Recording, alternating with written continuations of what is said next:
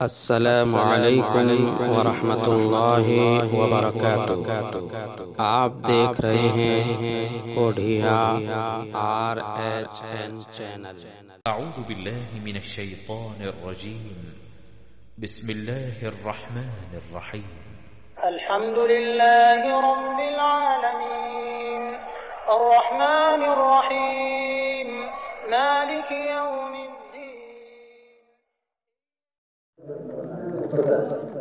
السلام علیکم ورحمۃ اللہ وبرکاتہ۔ الحمد للہ رب العالمین والصلاة والسلام علی اشرف الانبیاء والمرسلین، اما بعد، اعوذ باللہ من الشیطان الرجیم، بسم اللہ الرحمن الرحیم۔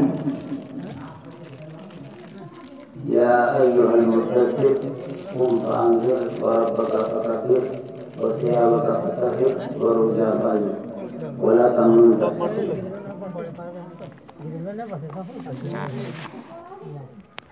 معزز علماء کرام، بزرگوں، نوجوانوں، بچوں اور بچیوں اور خواتین ملت، ہر طرح کی حمد و ثنا اور تعریف و توصیف اور عظمت و بڑائی اس اللہ رب العزت کے لیے لائق و زیبا و سزاوار ہے، جو ہم سبوں کا خالق و مالک اور پالنہار ہے، ہماری ہر سانس کا مالک ہے، ہمارے نفع اور نقصان کا مالک ہے، جس کی قدرت میں ہماری جانیں ہیں اور جس کے بے شمار احسانات اور مہربانیاں ہمارے اوپر شب و روز نچھاور ہیں، کہ ان احسانات اور مہربانیوں کو ہم شمار بھی نہیں کر سکتے تھے، چاہے کہ ان کا ہم شکر بجا لائیں۔ اس روئے زمین کے اوپر، اس آسمان کے نیچے، دنیا کی بڑی سب سے بڑی شخصیت، سب سے بڑی علی اطلاق سب سے بڑی شخصیت جناب محمد رسول اللہ کی شخصیت ہے۔ جناب محمد رسول اللہ صلی اللہ علیہ وسلم فرماتے ہیں، اللہ کی حمد اور اللہ کی تعریف اور توصیف کے بیان میں کے تعلق سے کہ انت کما اثنیت علی نفسک، اللہ کے نبی ہم وقت اللہ کو یاد کیا کرتے تھے، ذکر کیا کرتے تھے، حمد کیا کرتے ہیں۔ آپ قرآن پڑھتے ہیں، یہ حمد ہے۔ آپ نماز پڑھتے ہیں، یہ حمد ہے۔ آپ روزہ رکھتے ہیں، یہ حمد ہے۔ آپ اسلامی شریعت کسی بھی قانون پر چلتے ہیں، یہ حمد ہے۔ ذرا نئے ڈھنگ سے میں حمد کی کو اجاگر کرنے کی کوشش کروں آپ کی اس معتبر اور باوقار مجلس میں، کہ یہ سب حمد ہے۔ اس کے باوجود اللہ کے رسول اتنی زیادہ عبادت کرتے تھے، اتنی زیادہ عبادت کرتے تھے کہ آپ کے پاؤں میں سوجن آ جاتے تھے، ورم کھل جاتے تھے، یعنی اتنی اللہ کی تعریف کرتے تھے۔ پھر بھی اللہ کے نبی کہتے ہیں کہ انت کما اثنیت علی نفسک، اے اللہ تو ویسا ہی ہے جیسا تو نے خود اپنا وصف کیا، اپنے حمد کو، اپنی تعریف کو، اپنے اوصاف کو، اپنے خصائص کو، اپنے خصوصیتوں کو، اپنے امتیازات کو، اپنی قدرت کو بیان کیا ہے، تو ویسا ہی ہے۔ آپ تصور کیجیے انصاف کے ساتھ، میں آپ سے پوچھنا چاہتا ہوں، معتبر سماعت کے حوالے میں یہ بات کر رہا ہوں، اس لیے مجھے اعتماد اور وثوق ہو رہا ہے کہ میری بات سمجھی جائے، میری بات سمجھی جا رہی ہے، ورنہ جب میں محسوس کرتا ہے کہ لوگ نہیں سمجھ پا رہے ہیں تو میں تقریر ختم کر دیتا ہوں۔ کہ جب ایسی شخصیت کا یہ اعتراف، کھلم کھلا اعتراف کہ تو ویسا ہی جیسا، یعنی اللہ کے رسول یہ کہنا چاہتے ہیں، اللہ کے رسول کی شخصیت کیا تھی؟ اللہ کے رسول فرماتے ہیں کہ انا افصح العرب بعد انی من قریش، کہ میں عرب کا فصیح ترین شخص ہوں۔ عرب کو اپنی فصاحت پہ بڑا ناز تھا، اپنی بلاغت پہ بڑا ناز تھا، اپنی زبان آوری پہ بڑا ناز تھا، اپنے ادب پہ بڑا ناز تھا، اپنی لغت پہ بڑا ناز تھا، اپنی زبان پہ بڑا ناز تھا، اور ناز کرنے والوں کو مخاطب کر کے اللہ کے رسول فرماتے ہیں کہ میں ان تمام بڑے شعراء ہیں جن کو اپنی شاعری پر، جن کو اپنے ادب پر، جن کو اپنی زبان آوری پر ناز ہے، میں ان میں سب سے زیادہ فصیح ترین انسان ہوں۔ آپ تصور کیجئے کہ جو سب سے فصیح ترین انسان ہو، جس کو اللہ تبارک و تعالیٰ نے اس دھرتی کے اوپر جتنے لوگوں کو صلاحیتیں دی ہیں ان تمام لوگوں سے زیادہ صلاحیت دے کر کے جن کو بھیجا ہو اور اس پوری کائنات کی رہبری کی ذمہ داری وہ کہتا ہے کیا کہتے ہیں کہ امتا کما اصلتا اللہ نفسک تو ویسا ہی ہے جیسا تم نے اپنی تعریف کیا۔ میرے اندر اتنی بساط نہیں، اتنی طاقت نہیں، اتنی قوت نہیں، اتنی استطاعت نہیں کہ میں تیری تعریف کر سکوں، تو ہم کیا تعریف کر سکتے ہیں؟ لیکن یہ تعریف کے چند کلمات، حمد کے جو چند کلمات کہے گئے اگر اللہ تعالیٰ قبول کر لے تو ہمارے اور آپ کے لیے باعث نجات بن جائے۔ بعد میں جو سنا رسول کے پھول نثار اور اللہ کے پیارے نبی خاتم الانبیاء جناب محمد رسول اللہ صلی اللہ علیہ وسلم پر، جن کو اللہ رب العزت نے تمام نبیوں کا سردار بنا کر بھیجا اور خاتم النبیین کے لقب سے نوازا اور ان پر اپنی آسمانی کتابوں میں سب سے آخری اور مقدس کتاب قرآن مجید نازل فرمایا۔ اب اس کے بعد کوئی کتاب آنے والی نہیں، کوئی نبی آنے والا نہیں۔ اسی کتاب مقدس کی میں نے چند آیتیں تلاوت کی ہیں آج کے اس مختصر پروگرام کے لیے، اور بہت ہی بہترین لوگ یہاں پر بیٹھے ہوئے ہیں۔ ایک شعر میں پڑھوں کہ آ کے سجادہ نشین قیس ہوا میرے بعد، آ کے سجادہ نشین قیس ہوا میرے بعد، رہی خالی نہ یہاں کوئی جا میرا۔ آپ کی ذہین سماعتوں پر مجھے بھروسہ ہے کہ آپ اس شعر کا مطلب سمجھتے ہیں۔ آگے سجادہ نشین قیس ہوا میرے بعد، آگے سجادہ نشین قیس ہوا میرے بعد، رہی خالی نہ کوئی جا، رہی خالی نہ یہاں کوئی جا میرا۔ تو الحمدللہ مجھے خوشی ہے کہ ہمارے علاقے میں ایسی مائع ناز شخصیتیں پیدا ہو رہی ہیں کہ ہمارے بعد وہ اس کارواں کو آگے بڑھاتے رہے۔ مجھے خوشی ہے۔ ایک بہت ہی بڑے مقرر تھے قرون وسطیٰ میں، عربی زبان کے خطیب بہت ہی بڑے تھے اور ان کا بڑا مجمع لگتا تھا، ہزاروں ہزار کا مجمع سننے کے لیے آتا تھا ان کو۔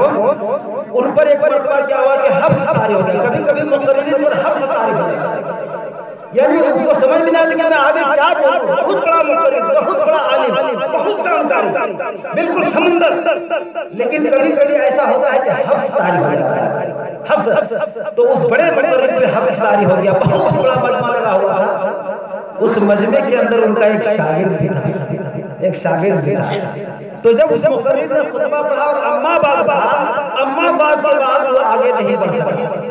اتنا بڑا مقرر جس کی طوطی بولتی تھی، جس کا ڈنکا بجتا تھا پورے ملک میں، پورے عرب میں، وہ اما بعد کے بعد تو کوئی لڑکا اگر بھول جائے تو آپ تعجب نہ کریں۔ کبھی کبھی ایسا ہوتا ہے، تو مجھے اس کا کوئی غم نہیں۔ اگر ایسا ہو بھی جائے تو ہمارے شاگرد میں ایسے ہیں کہ اما بعد کے بعد جو کام ہے وہ کر دیں گے، اما بعد کے بعد جو کام ہے وہ کر دیں گے۔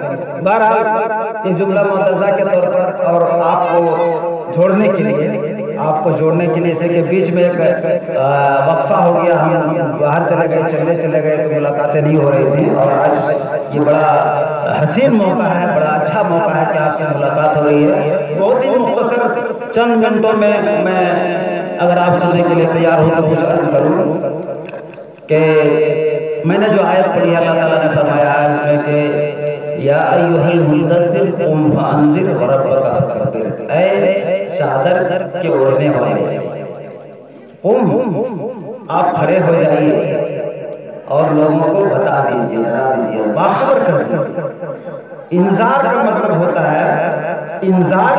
ہوتا ہے کہ باتوں کو اس طریقے سے بتا دیا جائے کہ کوئی رکاوٹ کو بتانے سے نہ روک سکے، پورے طور پر اس کو سمجھ میں آ جائے۔ انذار کا پہلا مرحلہ یہ ہے کہ جو پیغام ہے اس پیغام کی پوری وضاحت کر دی جائے، بالکل لِتُبَيِّنَ لِلنَّاسِ مَا نُزِّلَ إِلَيْهِمْ، جو اللہ کے رسول کو دیا گیا، جو احکامات دیے گئے، جو تعلیمات دی گئی، اس کی پوری توضیح کی گئی، پوری وضاحت و بلاغت کے ساتھ واضح انداز میں کر دیا۔ اور اس کے باوجود اگر کوئی رکاوٹ پیدا ہوتی ہے تو اس رکاوٹ کو بھی دور کرنا ہوگا۔ انذار کا یہ مطلب ہے، انذار کا یہ مطلب ہے کہ راستے میں اگر کوئی رکاوٹ ہے تو اس رکاوٹ کو ہٹا دینا ہوگا، تب دعوت اپنی کامیابی اور اپنے مقام کو پہنچے گی۔ آج جو ہمارا یہ حال ہو رہا ہے امت کا، اس کی وجہ یہ ہے کہ ہم رکاوٹ کو توڑ نہیں پا رہے، بریکر کو ہم توڑ نہیں پا رہے۔ کچھ بریک لگ گیا ہے، کچھ رکاوٹ پیدا ہوئی ہے، کچھ اپنے کرتوتوں کی بنا پر، کچھ ہماری کرتوتوں کی بنا پر، ناسمجھی کی بنا پر، جو ہم نے اپنا مقام جو تھا اس کو ہم نے چھوڑ دیا، اس کی بنا پر کچھ رکاوٹ ہے، اس کو ہم توڑ نہیں پاتے ہیں۔ تو اللہ تعالیٰ نے فرمایا کہ اے نبی آپ تیار ہو جائیے، اڑ جائیے، چادر ہونے سے کام چلنے والا نہیں ہے۔ یہ دوسری وحی تھی۔ سب سے پہلی بار جو وحی تعلیم کی تبلیغ کر رہا تھا، اقرأ بسم ربک الذی خلق، خلق الانسان من علق، اقرأ وربک الاکرم الذی علم بالقلم، علم الانسان ما لم يعلم۔ یہ 5 آیتیں سب سے پہلے اللہ تبارک و تعالیٰ نے انسانیت کی رہنمائی اور ہدایت کے لیے جبریل امین کو دے کر کے جناب محمد رسول اللہ صلی اللہ علیہ وسلم کے پاس ہمارے ہیرا میں بھیجا۔ تو یہ دوسرے اس کے بعد انقطاع وحی کے بعد یہ وحی نازل ہوئی، اس میں اللہ تعالیٰ نے کہا کہ نہیں آپ بالکل تیار ہو جائیے اور آپ کو تبلیغ اور انذار کا کام ہے۔ قم فانذر وربک فکبر، اور اپنے رب کی عظمت کو بیان کیجیے، اپنے رب کی عظمت کو سمجھیے جہاں تک آپ سمجھ سکتے، جہاں تک آپ کی طاقت، آپ کی سمجھ، آپ کے دماغ ہے، اس کو اللہ کی عظمت کے سمجھنے میں پورے طور پر آپ لائیے۔ اگر ہم اللہ کی عظمت کو سمجھنے کی کوشش نہیں کرتے ہیں تو یہ سب سے بڑی ہماری خامی ہے، اور اس خامی کے رہتے ہوئے کوئی کامیابی ہم کو ملنی نہیں۔ بالکل نوٹ کرتے جائیے، ایک ایک جملہ اپنے ذہن کے صفحات پہ نوٹ کیجیے۔ میں جو بولتا ہوں کہ اگر اللہ کی عظمت و بڑائی جہاں تک ہم سے سمجھ میں آ سکتی ہم کو، اگر ہم نے سمجھنے کی کوشش نہ کی تو ہماری نیا پار نہیں لگے، ہم بالکل تنزلی ہی کی طرف چلتے چلے جائیں گے، کبھی عروج نہیں ملے گا۔ تو اللہ کے نبی کو کہا کہ اپنے رب کی عظمت کو سمجھتے ہوئے اپنے رب کی عظمت کا اعلان بھی کیجیے، بیان کیجیے اللہ کی تدبیر اور بڑائی کو بالکل پوری دنیا کے کونے کونے تک، عرب سے لے کر عجم تک، دنیا کے اس کونے سے اس کونے تک رب کی عظمت کو بیان کرنا ہے اور اس کی توحید اور اس کی بڑائی کو بیان کرنا ہے۔ وَرَبَّكَ فَكَبِّرْ وَثِيَابَكَ فَطَهِّرْ، اور اپنے کپڑوں کو پاک کر لیجیے۔ وَثِيَابَكَ فَطَهِّرْ، اور اپنے کپڑوں کو پاک کیجیے۔ وَالرُّجْزَ فَاهْجُرْ، اور جو بھی گندگی ہے، جو بھی غلاظت ہے جسمانی یا روحانی طور پر، اس کو آپ دور کر دیجیے۔ تو یہ ابتدائی آیات ہیں، دوسری بات جو ہے اس میں کتنی بڑی ذمہ داری اللہ کے نبی کو دیا، اتنی بڑی ذمہ داری دیا کہ اس ذمہ داری کو نبھانے میں 40 سال جب آپ کی عمر ہوئی تو نبوت ہوئی، 40 سال کے بعد آپ 63 سال زندہ، 63 سال 23 سال اس میدان کو سر کرنے میں 23 سال میں جو ذمہ داری دی گئی تھی، 23 سال اس ذمہ داری کو مقام تک پہنچانے میں، منزل تک پہنچانے میں 23 سال اس کو نبی خیر البشر خیر الورا جناب محمد رسول اللہ صلی اللہ علیہ وسلم، ان کی صلاحیتوں کا کوئی اندازہ نہیں، اس روئے زمین کے اوپر اس سے بڑھ کر انسان کبھی نہ پیدا ہوا، نہ پہلے نہ بعد میں نہ پیدا ہوا۔ ایسے انسان ایسی حقیقت خیر البشر خیر الورا بے پناہ صلاحیتوں کے حامل جناب محمد رسول اللہ صلی اللہ علیہ وسلم کو کتنے سال لگے؟ 23 سال لگے۔ ہمارے یہاں کی طرح طرح کی ظلمتیں ہیں، جہالتیں ہیں، بدعات ہیں، خرافات ہیں، بے راہی ہے، عقائد میں، معاملات میں، عبادات میں، سلوک میں، اخلاق میں، بے شمار اگر ان خرابیوں کو گنایا جائے تو پورا ایک دفتر چاہیے، بے شمار۔ ان کو دور کرنے کے لیے بھی ایک وقت چاہیے، ایک وقت چاہیے، ایک پیریڈ چاہیے، اور ویسی باصلاحیت شخصیت بھی چاہیے ہم لوگ تو بالکل معاملے پڑھے لکھے انسان ہیں، چند الفاظ جانتے ہیں، تھوڑا سا علم ہے، بڑی صلاحیت. میں یہ سمجھتا ہوں، مجھے یہ میری یہ خواہش ہے کہ اللہ تعالیٰ کوئی ایسی شخصیت اس علاقے میں پیدا کر دے، کوئی ایسی شخصیت پیدا کر دے کہ اس علاقے کی جہالت دور ہو جائے. اس کے ذریعے سے اللہ تعالیٰ مسبب الاسباب ہے، قادر مطلق ہے، وہ کچھ بھی کر سکتا ہے. آج بھی مجدد دین پیدا ہو سکتا ہے، مجدد دین پیدا ہونے کا زمانہ ختم نہیں ہوا، آج بھی پیدا ہوگا، اسی دھرتی سے پیدا ہوگا، اسی بڑا سے پیدا ہوگا. لیکن سینہ کو ذرا بڑا کرنا ہوگا، حوصلے کو بڑا کرنا ہوگا، اخلاق و کردار کا سبق دینا ہوگا. اور ہمارے لیے بہت مشکل نہیں ہونا چاہیے. کیوں کہ عرب کی قوم بدو قوم، اکھڑ قوم، جاہل قوم، معاملی باتوں میں لڑ جانے والی قوم، اور وہ لڑائی 40 سال تک چلتی تھی. یعنی باپ کی لڑائی بیٹا لڑتا تھا، پوتا لڑتا. جو باپ شروع کیا ہوتا تھا نا، اس کو انجام تک پہنچانے کے لیے اس کے بیٹے اور اس کے ناتی پوتے سب لڑتے تھے. اتنی بڑی جاہل قوم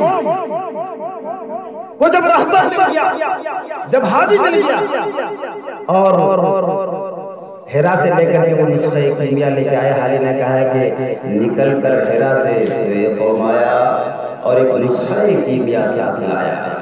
تو وہ جب نسخہ کیمیا ساتھ لایا، وہ نسخہ کیمیا ہمارے پاس نسخہ کیمیا جیسا آیا ویسا ہی موجود ہے، ویسا ہی موجود رہے گا.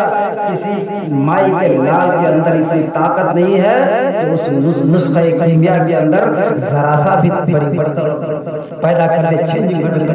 کسی کے اندر یہ ہمت نہیں. بہت کوششیں ہوئی اور بہت کوششیں ہو رہی ہیں، اور بہت کوششیں ہوئی. یریدون یذکرون اللہ بأفواہہم اللہ متم نورہ ولو کرہ الکافرون.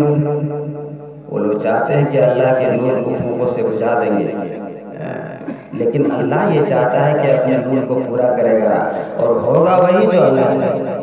آپ یقین مانیے کہ وہی ہوگا جو اللہ چاہے گا. اللہ کی مشیت کے سامنے کسی ہٹلر کی، کسی مودی کی چلنے والی نہیں، کسی بھی انسان کی چلنے والی نہیں. پوری ہمت کے ساتھ اور پورے وثوق کے ساتھ اور پورے بھروسے کے ساتھ میں کہتا ہوں، اور نہ میں کہوں تو میں مجرم ہوں، میں گنہگار ہوں. ہمارے اسلاف نے یہ روش ہمیں دی ہے، یہ سلیقہ ہمیں عطا کیا ہے، یہ ہمارے لیے طرز چھوڑا ہے کہ ہمیشہ بڑے بڑے ظالموں اور جابروں کے منہ پہ جا کر سامنے جا کر ڈنڈی کی چوٹ اس کو حق بات کہہ دیا ہے. اور جب تک یہ دستور چلتا رہے گا، یہ سلیقہ چلتا رہے گا، اس دین کو کوئی نیچا دکھانے والا نہیں.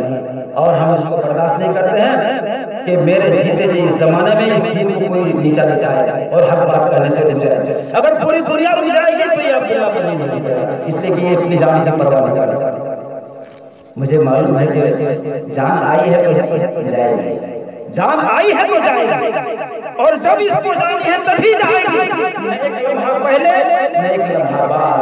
جب یہ ایمان و یقین ہے تو پھر ڈرنے کی کیا وجہ ہے؟ نہیں ڈرا. پوری تاریخ اسلام کا مطالعہ کرو. اے مسلمانوں، اگر تمہیں یہ شوق ہے، تمہیں یہ تڑپ ہے، تمہیں یہ جذبہ ہے کہ تمہارا دین بلند رہے، تمہاری ملت بلند رہے، تمہاری امت بلند رہے، یہ امت اسلامیہ کا درد اگر تمہارے سینے میں کروٹیں لیتا ہے، تو میں کھلے لفظوں میں کہنا چاہتا ہوں کہ تمہارے اندر یہ جذبہ ہونا چاہیے کہ میرے جسم کا لہو، میرے جسم کا قطرہ قطرہ اگر اس دین کی خاطر، اس دین کی سربلندی کے لیے، کلمہ لا الہ الا اللہ کی سربلندی کے لیے اگر قطرہ قطرہ نچھاور ہو جائے تو مجھے کوئی غم اور پرواہ نہیں. اگر یہ جذبہ نہیں ہے تو پھر گھر میں جا کے سو جائیے، اسلام کا نام لینے کی کوئی ضرورت نہیں.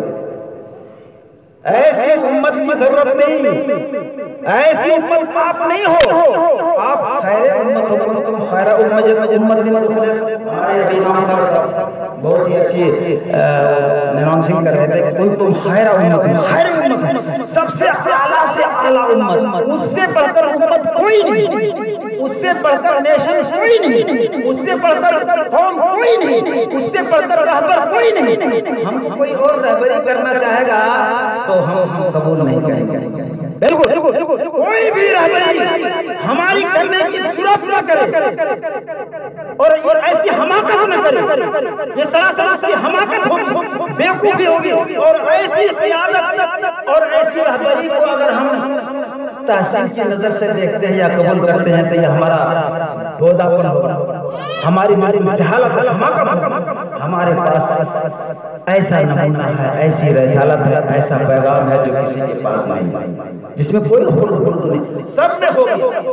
بہت سے ادیان آسمان سے آئے، لوگوں نے بھی دنیا میں بنایا قابل بن کر کے، ہم بہت ہوشیار لوگ ہیں، بنا دیتے ہیں قانون، اسی پر چلو بیڑا پڑا جائے گا، نہیں پاٹ لگنے والا۔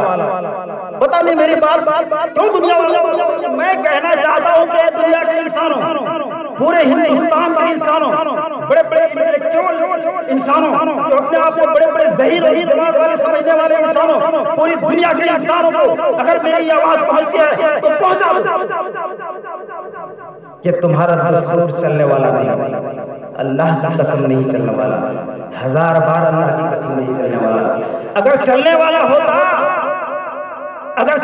ہوتا تو اللہ کو یہ کام، یہ ابس کام نہ کرنا ہوتا کہ جناب محمد رسول اللہ کو بھیجا جائے اور ان پر اپنا کلام مقدس قرآن مجید نازل کیا جائے۔ اللہ کوئی ابس کام نہیں کرتا۔ ربنا ما خلقت ھذا باطلا، اے رب تو نے یہ ساری جو کائنات بنائی اور کائنات میں جو کاریگری کی اور جتنے بھی کام کیے، یہ کوئی اس میں سے کوئی بھی بیکار نہیں ہے، ان میں نو invent, it is has purpose، ایک مقصد ہے، ایک عظیم مقصد ہے، ایک ایسا مقصد ہے کہ وہ مقصد کبھی بھی پورا نہیں ہو سکتا۔ اگر رسالت نہ ہوتی، بعثت نہ ہوتی، انبیاء کے بھیجنے کا سلسلہ نہ ہوتا، اس لیے اللہ تبارک و تعالیٰ نے جہاں اس دھرتی کے اندر، اس دھرتی کے اوپر انسان کو بھیجا تو انبیاء کی بعثت اور انبیاء کے بھیجنے کا ایک سلسلہ قائم کر دیا۔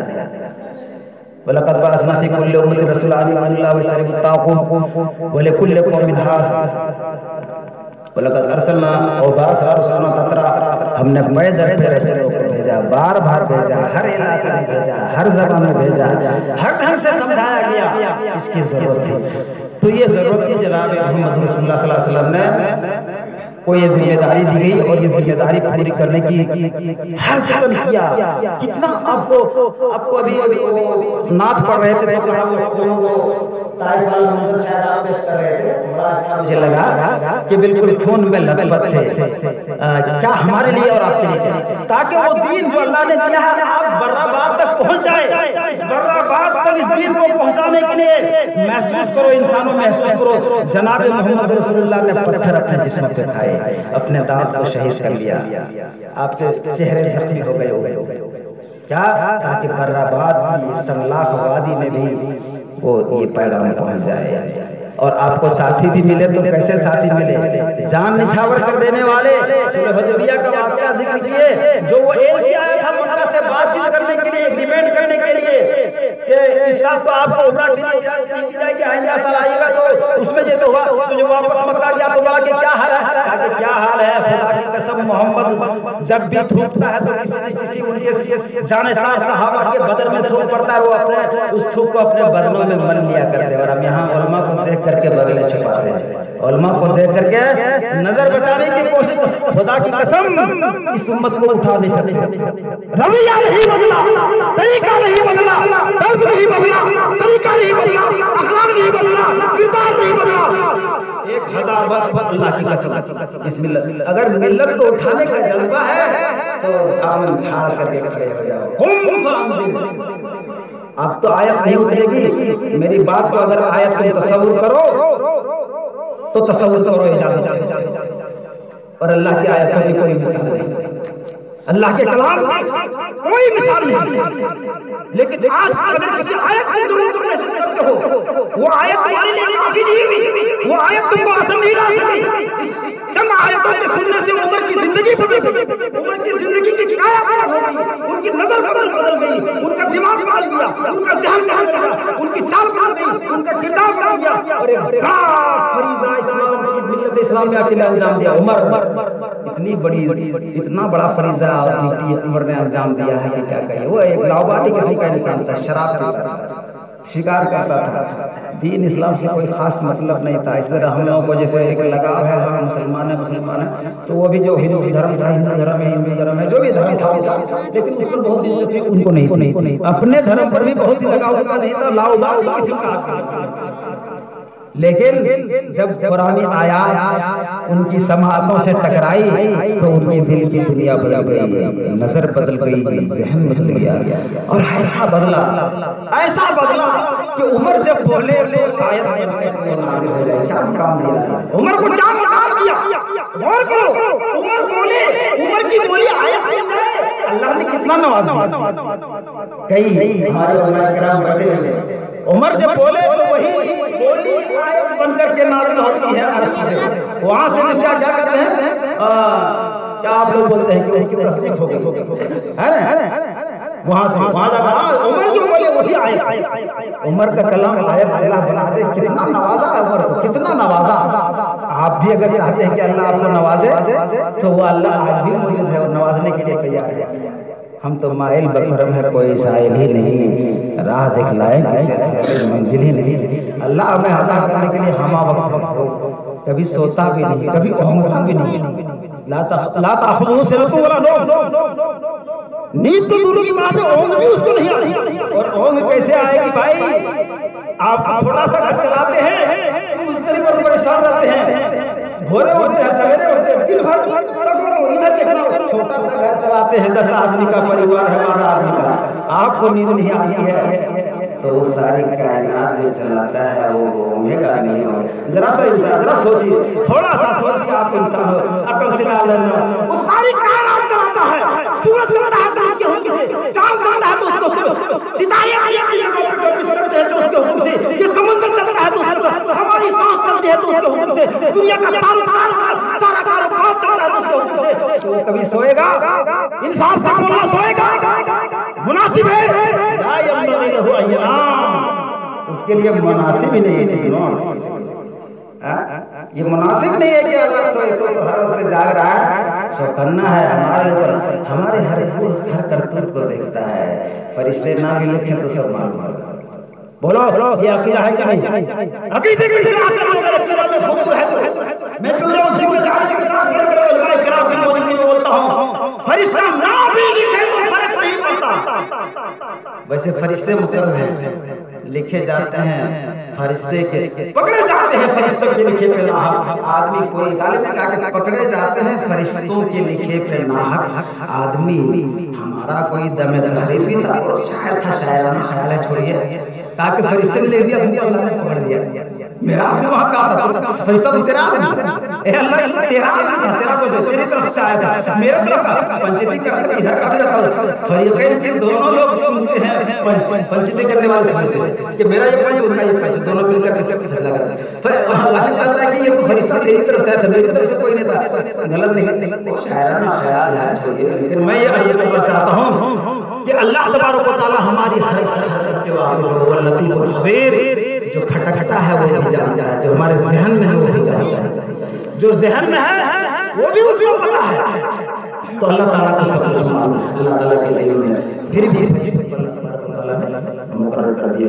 تو اللہ آج بھی موجود ہے، پوری اپنی قادر مطلقی کے ساتھ، وہ قادر مطلق ہے، کچھ بھی کر سکتے۔ ابھی گھبرانے کی کوئی بات نہیں، ابھی کچھ نہیں ہوا، ابھی کچھ نہیں ہوا ہے، لمحوں میں کایا پلٹ ہوتی ہے، لمحوں میں اگر ہم کھڑے ہو گئے تو اللہ کا وعدہ ہے کبھی جھوٹا نہ ہوگا۔ وعد اللہ الذین آمنوا وعملوا الصالحات لا یستخلفنهم فی الارض کما استخلف الذین من قبلهم وليمكنن لهم دینهم